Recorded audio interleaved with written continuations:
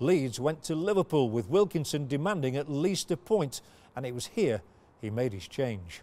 There's a knock on my door, 9 o'clock, 8:45, it's Gordon Strachan, and he comes in and he says, just come in to save you the embarrassment of telling me that I'm the one who's going to get left out at Liverpool, all things being equal. And I said, oh, right, okay. He said, yeah, I've worked that one out. I said, okay. I said, you worked out the reason? He said, yeah. Yeah, I know the reason. He said, you want us to be tighter defensively. And so you're going to play, I think you'll be playing 4 midfielders across the park. I said, yeah, you're dead right. I said, but you missed the other reason. He said, what's that? I said, I want you fresh for the last games and fit. So I said, okay. David Batty on the left, captaining Leeds United, with Gordon Strachan on the sidelines, not selected.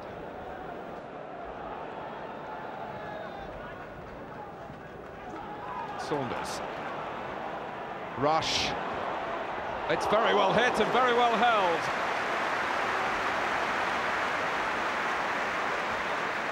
There was real coordination about the build-up here. And Rush had an option. Michael Thomas was making that run, but Rush went for goal. And it was a shot that needed stopping.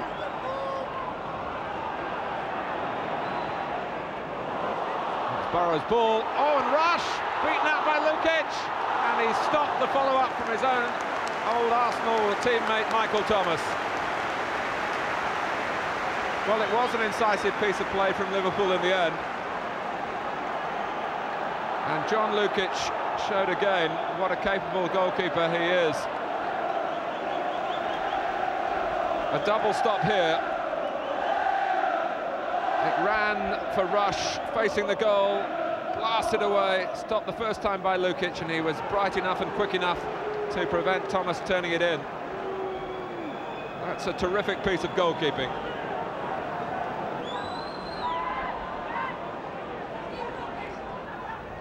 McAllister. Wallace is onside. Looks for Chapman. Hodges coming in. Oh, and it's back across the face of the goal again. And the closest that Leeds have come. It's a little game, almost a ping-pong across the face of Grobbelaar. Wallace took up a very clever position, and it was a thoughtful ball beyond Rob Jones, beyond Chapman as well. Hodge got it back, and still Chapman couldn't connect. Well, winning at Anfield at any time is difficult. To do it when Liverpool have the opportunity to prevent the opposition seizing a chance for the championship makes it that much more demanding. Saunders, who's been very sprightly throughout, and is carrying the fight to Leeds again here. Houghton, up comes Jones. Leeds have lost him, but they haven't lost a goal, not yet. Maybe they will now. Jones going round the outside. It's Ray Houghton at the far post, looking to knock it across for Saunders. Barnes drives it back, appeals for handball, not given. Chapman. Houghton, and it's back to Lukic. There's no doubt that Leeds know what's required of them. Can they do it?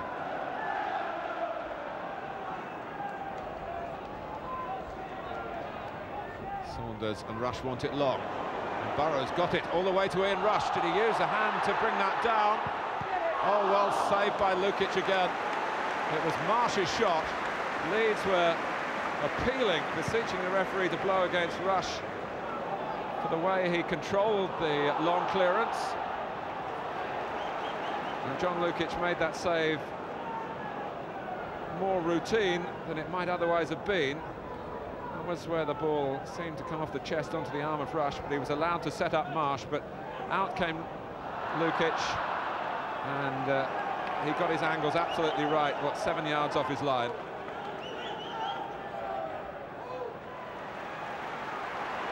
15 minutes to go. Off goes Saunders. John Newsom deciding when to make his challenge. He certainly pushed Saunders, but he's got the ball, so Ken Redfern lets the game go on. Molby holding off Rigo. But in the end,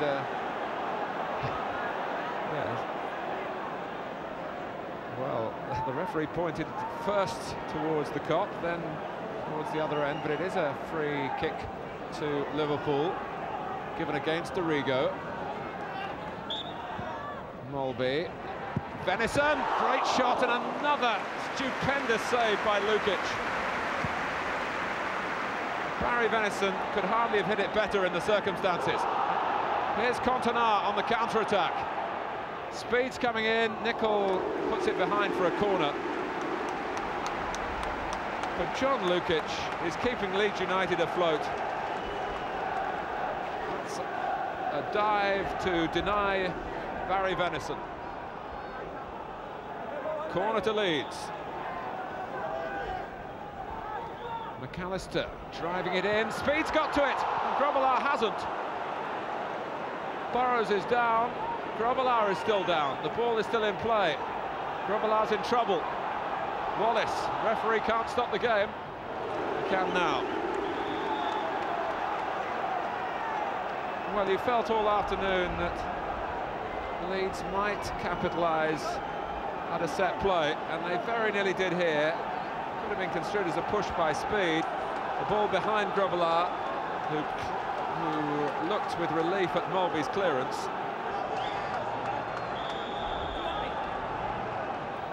Grobbelaar not in full working order. Off Barnes. Burrows has missed it, and it's off the line by Houghton from Fairclough.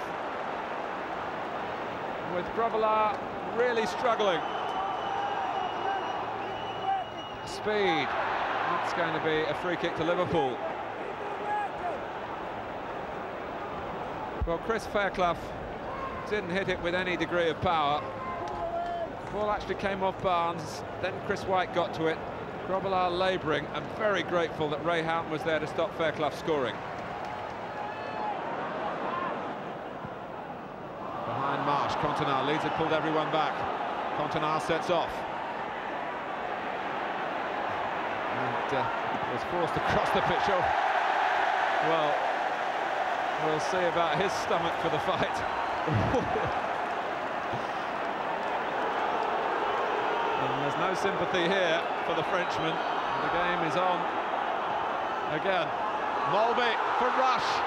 It's a chance for Liverpool, and John Newsom with a marvellous piece of defending for Leeds United. It's a corner, but it could so easily have been a goal for Rush.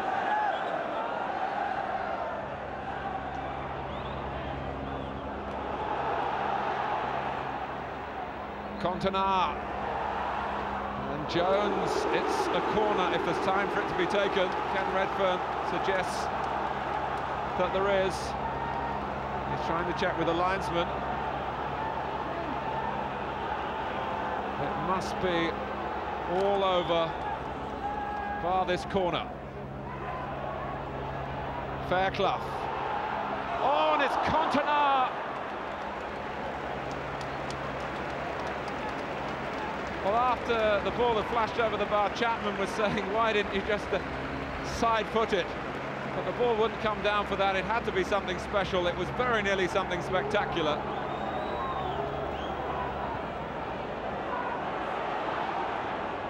Batty. Played forward by Nicol, but Leeds have been held by Liverpool. A goalless draw at Anfield. John Lukic made some superb saves on a day when victory would have meant so much for Leeds. What is certain is that they stay second in the table, and they're running out of games. The table was changing rapidly. That win for Leeds coincided with the other United only managing a draw at Luton. Ferguson's side 2 points clear, were due to play their game in hand against Nottingham Forest 48 hours later, during a sequence of 4 games in 6 days. Sheffield Wednesday was still in the equation too, after 3 wins in a fortnight. Fresh from his break at Liverpool, Gordon Strachan returned to the team for the Ellen Road visit of Coventry City, a match screened live on ITV at 5 o'clock. And before the game, news filtered through that Manchester United had been beaten 2-1 at home by Nottingham Forest. A win for Leeds would take them back to the top.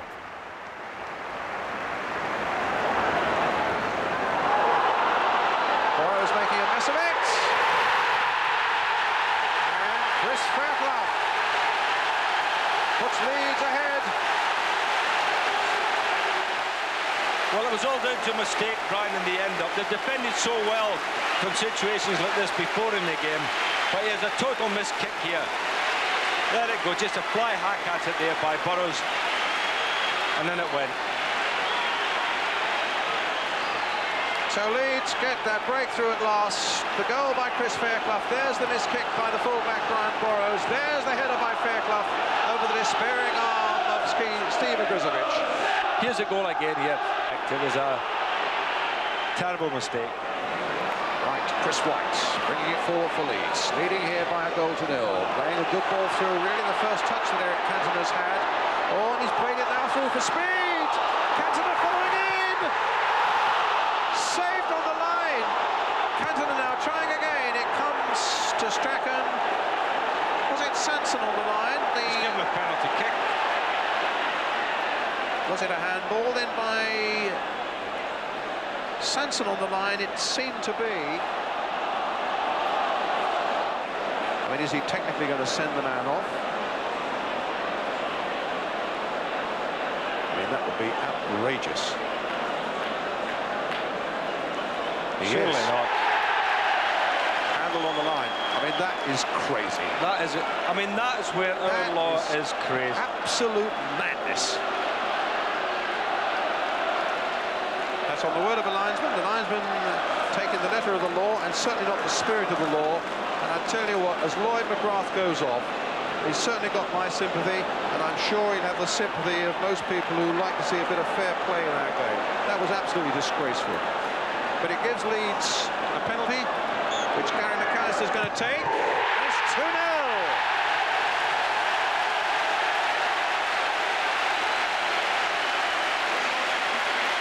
So let's have a look again at the incident. It's Cantona who's coming through. Ogrizovic then gets the ball out. There's Cantona's shot. I don't even think it hit him on the arm, to tell you the truth. I mean, he's falling down, spreading himself. You can't tell me that was a deliberate handball. Well, the second of those goals was certainly controversial, but did it matter?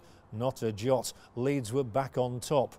Wilkinson had earmarked Manchester United's trip to Anfield as a match where they could well drop points, but even he could not have foreseen the dramatic circumstances of 2 days later. 48 hours after losing to Nottingham Forest, Man United lost again, this time away at bottom of the table West Ham. It was an incredible 72 hours which saw Leeds go to 3-1 favourites to win the title. Man United had lost their 2 games in hand. Leeds were now a point ahead, but they would still have to get something from their visit to Bramall Lane. Man United would have to better or at least match that Leeds result to take the season to the final game. The penultimate game of the season was against Yorkshire rivals Sheffield United at Bramall Lane. The match was put back 24 hours and at the request of the police was given a 12 noon kick-off. A full house at Bramall Lane and the city of Sheffield determined to ruin Leeds United's bid for their first league title since 1974.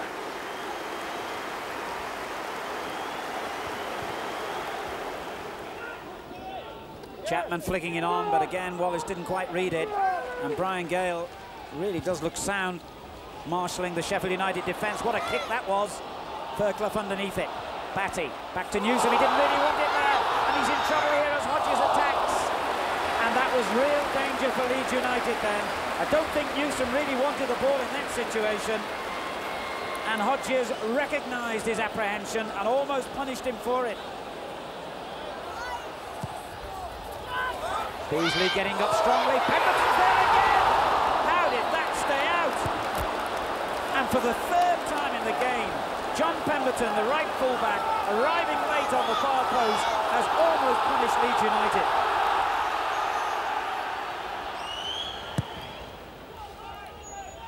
Lukic's kick held up by the wind. Bradshaw heading it down to Dean. He's got Cork arriving in the penalty box, and White had to knock the cross behind for another Sheffield United corner.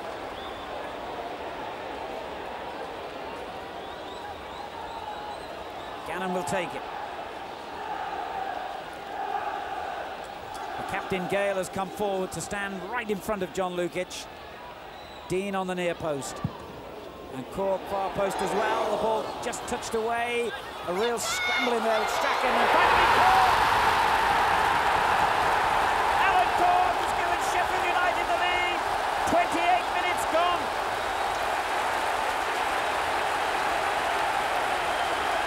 The veteran goal scorer reacted quicker than anyone else in that untidy scramble.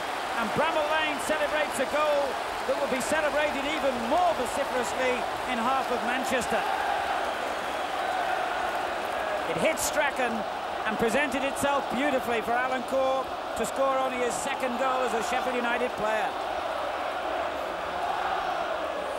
Well, once again, a corner caused Leeds all sorts of problems, and it's no surprise that they've scored.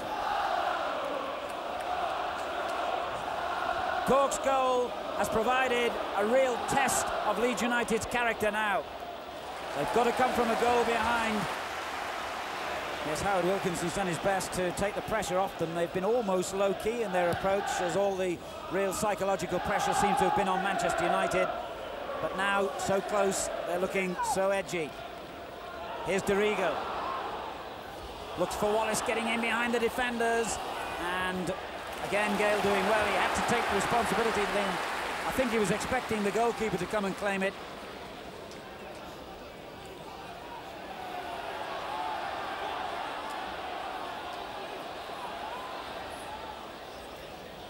Chapman does well with the flick on. No one from Leeds really read it, though. Still danger, though, to Sheffield here. Speed, Batty, Strachan, Wallace. The goalkeeper doing well. This is Batty, but the whistle has gone. A free kick to Sheffield United. Wallace can't believe it.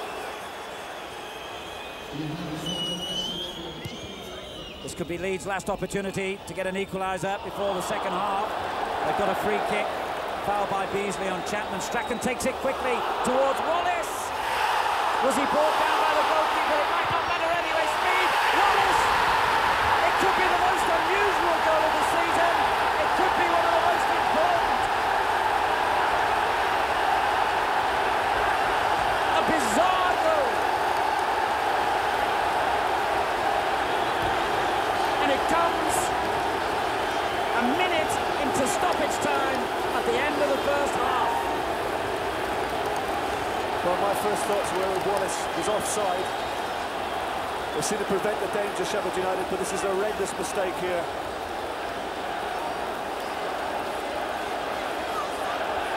It really was a strange one. Strachan began it with that great ball. Wallace got in behind the defender. He was looking for the penalty then. He thought the goalkeeper had brought him down. Gale's clearance, hitting Speed, and then going on and almost hitting Wallace. Rod Wallace accepts the gift. It's his 13th goal of the season. Could that figure be ominous for Sheffield United, and possibly more importantly for Manchester United? So Leeds United start the second half now on level terms after that late and distinctly fortunate goal at the end of the first half. Chapman turning the ball on for Wallace, the man who got the lucky deflection which has brought Leeds level. Carl Shudd, who's just come on as a half-time substitute for Gordon Strachan, getting his first touch. Batty turning it back into Speed. It's in the post, and McAllister hits the rebound into the packed fans behind that goal. Leeds United could have taken a major step towards the First Division title in the opening seconds of the half. Trevor Francis. Well, as the ball's played in behind Pemberton, speeds onto it with his trusted left foot. I think the keeper gets a great touch to that.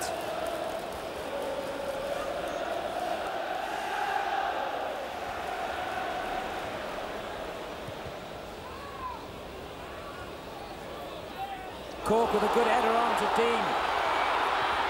Oh, it's a great effort by Brian Dean and a marvellous save by Lukic. Real Route 1 football then by Sheffield United. One big kick, One good header, one fine shot, and at the end of it, an excellent stop by Lukic. Cork battling away well and finds Hodges, and on it goes to Dean. Great chance here. Lukic denies Brian Dean, but I'm not really sure how much he knew about it. That really should have been Sheffield United going in front. Great ball from Hodges. Dean in open space. Should have scored, but you have to say it's a good save by Lukic. The ball came off the Sheffield United player, so it's Leeds throw. Batty again.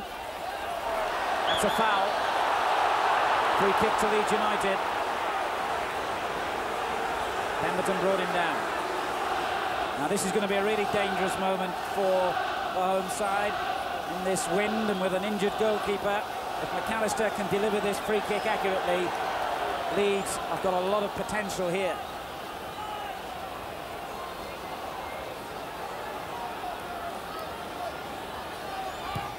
And he has delivered it well, and the keeper's missed it, and they're in front. And it's John Newsom who arrived on the far post to score the most important goal of the season so far for Leeds United.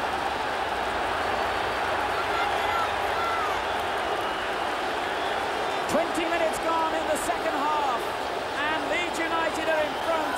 A beautifully flighted free kick. The goalkeeper missed it, Newsom didn't. Well, it's a well-flighted ball from McAllister, but it's a bad goalkeeping error by Rees, and a simple knock in there for John Newsom. Ex-Sheffield Wednesday. Sheffield United 1, Leeds United 2. And when the championship is finally sorted out, I wonder how vital that goal by Newsom is going to prove to be. Only his second goal as a Leeds United player. It's given them the lead. Eric Cantona, the other Leeds United substitute, hoping to get his chance to prove his skill out on the park soon. Beasley plays a good-looking ball in, and deflection rather less fortunate from Leeds' point of view this time. Off speed gives Sheffield United a corner.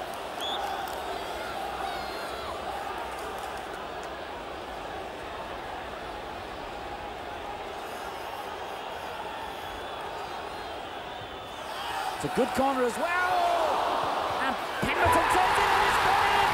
It's an equalising goal.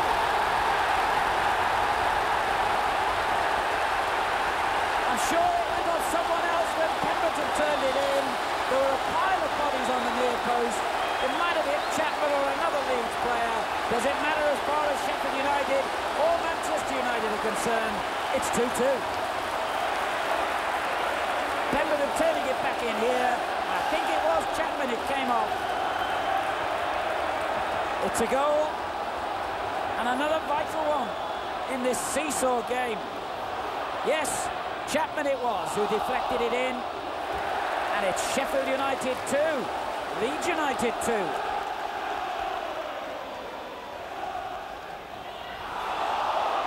Here goes Batty, took a deflection, and this time the deflection was kind to Sheffield United, not cruel. Corner, could have been a goal easily, and Gannon knew nothing about it.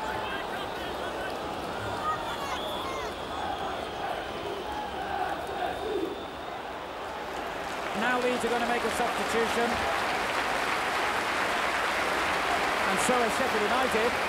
Gannon has gone off for them, Dane Whitehouse has come on.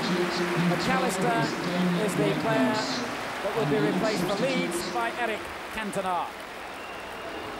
So both sides making a substitution simultaneously.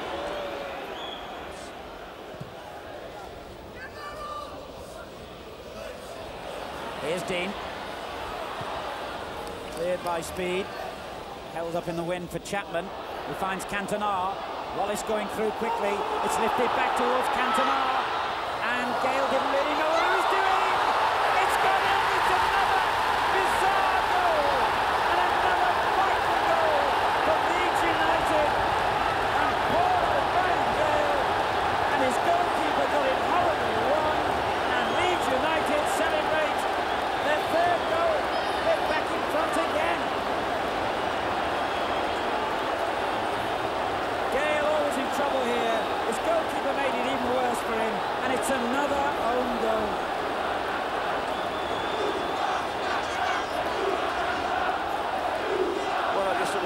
thinking up there. Had the opportunity to clear it. He's cleared it to his own net. Rodgers for Sheffield United. It's gone out of play, or has it? No. Play on, says the referee. Wallace. Cantona. Oh, excellent skill by Cantona. Oh, it's a great effort. There was nothing lucky about that. That was sheer skill.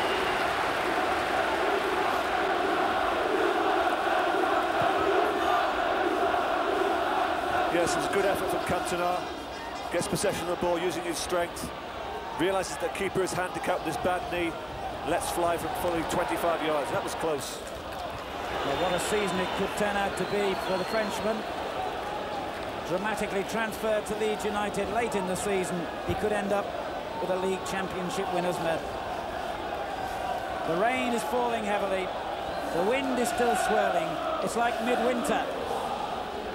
Not the beginning of summer here.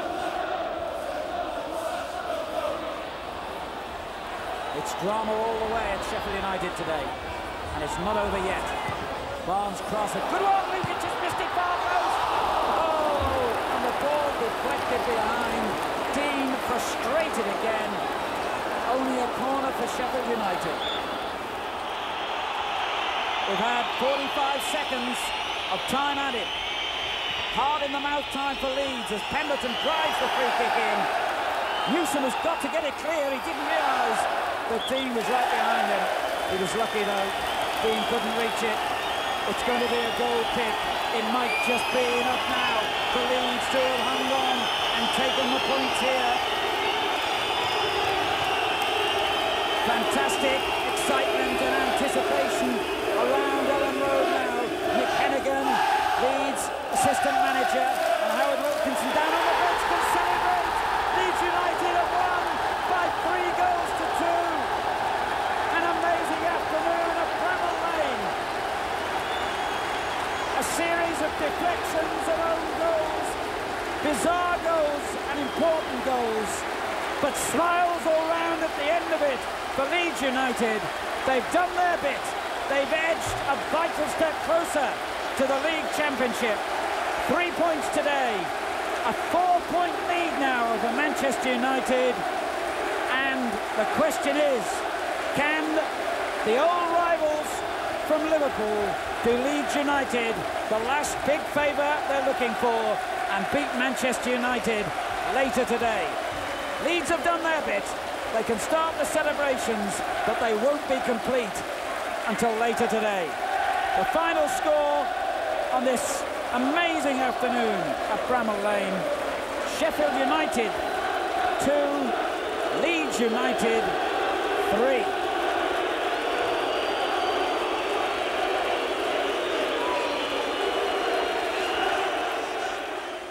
That was the weirdest game, and I remember silly things about that game as well. Well, not silly things. Brian Gale, what a wonderful goal! Thank you very much. Great header. But it was things like the wind, and I remember so many packets of crisps and flying around the pitch, and it was just like a really strange sensation. I mean, we felt like in control of what we were doing. We'd go there and score, no problems at all. But then they got a crazy goal, and then it was just one of them strange games. If we'd have tried to win that game any harder, it wouldn't have mattered because somebody was trying to help us. I mean, the last goal was the example of that one. I can just remember the ball being knocked down the middle of the pitch and the goalkeeper's come out and Gales just seemed to head it back to him and the keeper's nowhere. I think it was Mel Rees, I think it was a keeper then. It was bizarre. It was bizarre and we just couldn't believe it. Well, I couldn't believe it. I were on crutches and I was just smiling. It was just absolutely superb to know we had to get something from that game. How we left that stadium with a result, I have no idea. We got the right result. You know, we won the game, and of course then I just headed straight home to watch the game later on.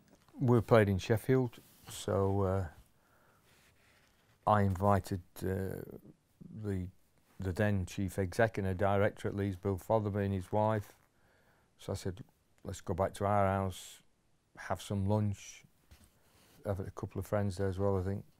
Have some lunch, you know, and enjoy a proper Sunday. So that's what was happening. We sat having lunch, and my son Ben, who was then about 5, where are we, 92? Yeah, 5-ish. He wandered off to go and watch the television. Man United are at Liverpool, and you're thinking, right, you know, what's going to happen here? And to be fair, we did expect it to Man United to win that game. And I'd said, you know, we're having lunch, we don't want to know the result. Let's enjoy ourselves, have the lunch. The result will be the result. I went home and I didn't even have the telly on at all. Nothing whatsoever. I just thought, what'll be, will be. A bit surreal as well, because you know when your whole destiny, you know, you've done it all for all these games, and now you're watching something that it could just happen there and then. But yeah, and then when, of course, they went behind, and you. Dad, Liverpool are winning 1-0. You don't want to get too excited either. It's trying to kind of calm it all down, and we're trying to keep this calm facade, but really inside we're going like, you know, the clappers. And Dad, oh, Liverpool are winning 2-0. And of course the table's emptied, so I'm left there sitting on my own, eating my lunch, while they're all dancing around. And I was walking my dogs because I thought, well, I can't focus on. It'll emotionally upset me if at 36, a referee's decision, a bad decision, Fergie overtime, 7 minutes. If Liverpool dominated Man United for 93 minutes, and Man United scored in the 94th minute with a dodgy goal, I thought that will haunt me emotionally.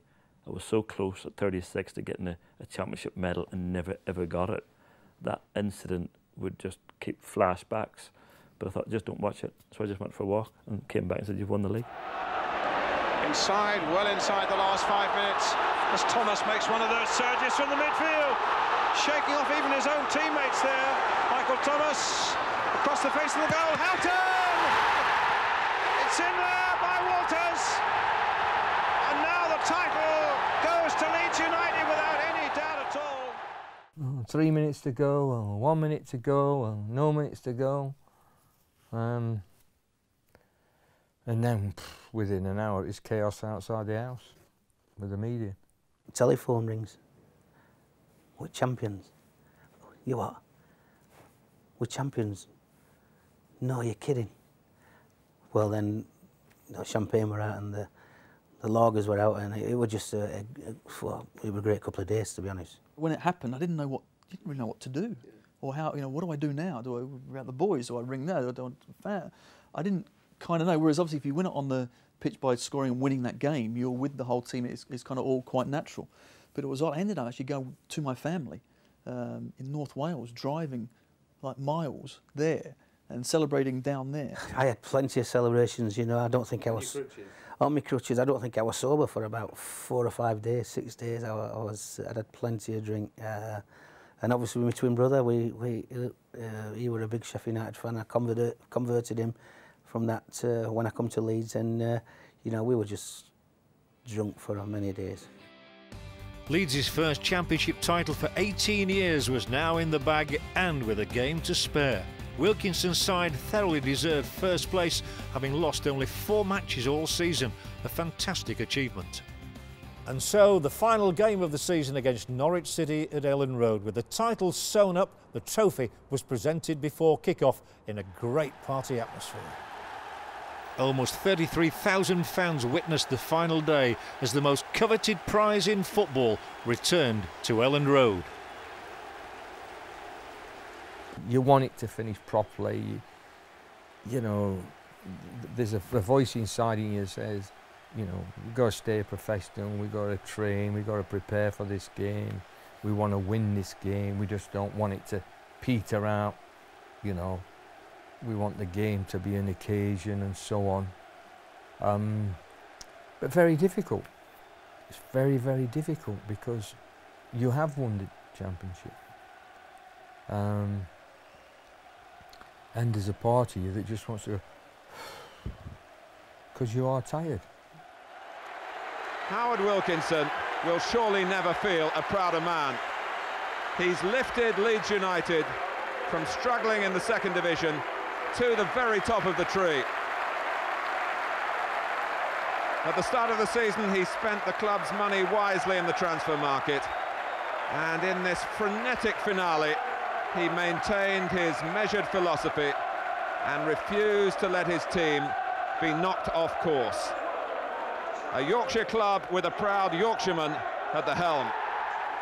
And Gordon Strachan leads out the players. For Strachan, the climax of a wonderful career. He's won so much in Scotland with Aberdeen, the FA Cup with Manchester United, but this surely takes pride of place. The League Championship for Leeds United.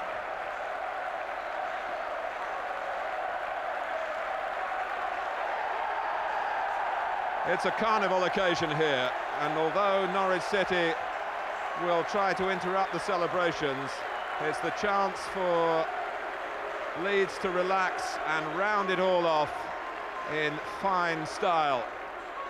Lee Chapman, the leading scorer. John Lukic knows the feel of this trophy. He won it with Arsenal 3 years ago, a terrific double for him. John Newsom, who's come in the closing stages and done so well. David Batty, Leeds born and bred. Gary Speed, a marvellous season. Tony DeRigo, Chris Fairclough and Chris White, the two central defenders in partnership again here. Gary McAllister and Steve Hodge, who failed to win it with Forest, with Spurs and Villa.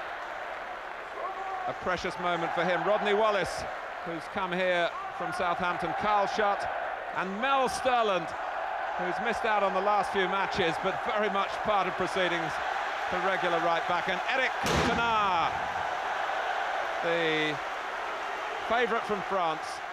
The celebrations were in full swing. A final home victory would be the icing on the cake as the Leeds fans reminded their rivals of who were champions. Wallace. Now Speed. Wallace again was a bit lucky then. I think he might have been trying to play it back to Speed. But on he goes. He's made his own luck. Rodney Wallace. What an outstanding goal on an outstanding day for Leeds United. A goal really in keeping with the carnival. We've had 25 minutes.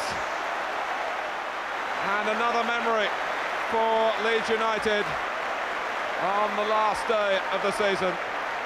Rodney Wallace goes it alone, and there was nothing that Norwich could do about it. But you have to hand it to Howard Wilkinson and his players, and the party will go on and on here tonight. Leeds finishing on a winning note thanks to Rodney Wallace, and completing their superb season unbeaten here at Ellen Road in the First Division. It was only a matter of time before the 104-year-old trophy was paraded around the ground. Off go the champions to the four corners of their particular world. Everyone wants to reach out and touch, but let's hope they don't too much, because if they do, the lap won't be completed. Leeds had played at Ellen Road 21 times, the crowds totalling over 600,000. The fans had done their bit again, supporting a squad of 25 different players. David Batty was the Leeds United Player of the Year, with Tony DeRigo the Supporters Club Player of the Year. They've been magnificent, you know, the size of the squad was never the biggest in there. I said all along, I thought our best team was as good as anybody's. So they deserve what credit they're going to get, and in the years to come, you know, they will get credit. It was a truly fantastic day for Leeds United. They'd brought the Division 1 title back to Ellen Road again. Fittingly, Gordon Strachan paid tribute to the Second Division Championship winning team, which had set the platform for the 1992 success. I think the importance of the Second Division title was incredible for me, most satisfying. This is a bonus, but the Second Division title was the one I really wanted to win, but especially when I come here. The manager asked for me to help to get it promoted to the Second Division, and we did it. And we must remember, as we win this today, that we remember the guys that were in that Second Division squad who worked really hard to get Leeds into the First Division, to be able to buy real class players we've got with us now. When you've never won anything, and all of a sudden you win a second division, you win a first division, I won a Scottish one, I won a England under 21 European. It's special. It's special, and the memories were nobody can. People can't take them away from you, and it's a great memory to have. Some players, been better than me, have never won the league. I went to reunion for Northern Ireland 25 years after, top of the group, and Norman Whiteside was doing an interview, and I look at Norman thinking all respect from what he's done as a young player, younger than Pele, and I'm doing this interview, and the guy says, "Oh, you won the league with Leeds?" I said, "Yeah." And Norman stopped his interview. He said, "Wait a minute, John, you've won a league medal?" "Yeah, Leeds, yeah, 91, 92. You know, just, yeah." He said, "I'd give everything I've won for that. Because you can be sub, 10 minutes you get a medal. To win the league is the footballer's pinnacle. You've done it every game for 40 games or 36 games or 38 games, and that's the highlight." So he said, "Oh, I'd give everything." So I was looking at Norman thinking, what a great career he's had, and he'd give everything for the medal I've got. You strive for these things, but the problem with professional football is once you've done it, you've got to go do it again, and you want to do it again, and you always got to be on the, you know, to get better and to improve, and you kind of never are able to look back. You know, you've got a very short window, and of course with England and things, it was just always playing and off we went again. But to actually do it, you know, is absolutely fantastic. Not many people can say that sort of thing, and I think Howard Wilkinson, last English manager as well, to do it. That's another, you know, very proud moment. The game has changed so much, but we're probably the last of a type, you know, to win it in the way that we did. It is the gold ribbon. I mean, people have won it 4, 5, 6 times, 7 times, you know, but to have won it at the time, you didn't realise it. This was how the season panned out, Leeds finishing a comfortable 4 points ahead of their nearest rivals from Old Trafford. Yorkshire had 2 teams in the top 3, with Wilkinson's old club Sheffield Wednesday ending 3 points ahead of Arsenal. It had been a truly incredible achievement, and 24 hours later the Leeds United players went on an open-top bus from Elland Road here all the way to City Square, cheered along the way by 150,000 fans. It had taken 18 years, but this new Leeds United side had written themselves into the annals, into the history of this club forever. Howard Wilkinson was named Barclays Football Manager of the Year, and the players took to the streets as fans turned out at every possible vantage point to see the victorious team.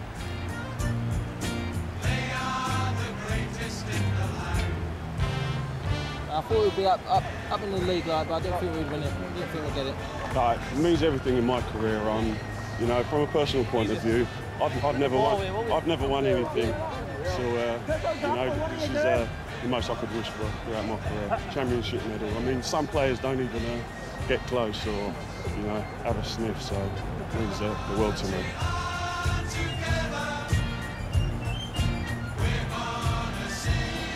I think it's my old team actually who helped us out this year. Forest beat Man U twice, so thank you, Mr. Klopp. This is the culmination of a dream, and it's when people ask me, do you realise, or how does it feel? It's not until you start to get to these sort of days that you realise how it feels. Absolutely magnificent. I mean, look at it.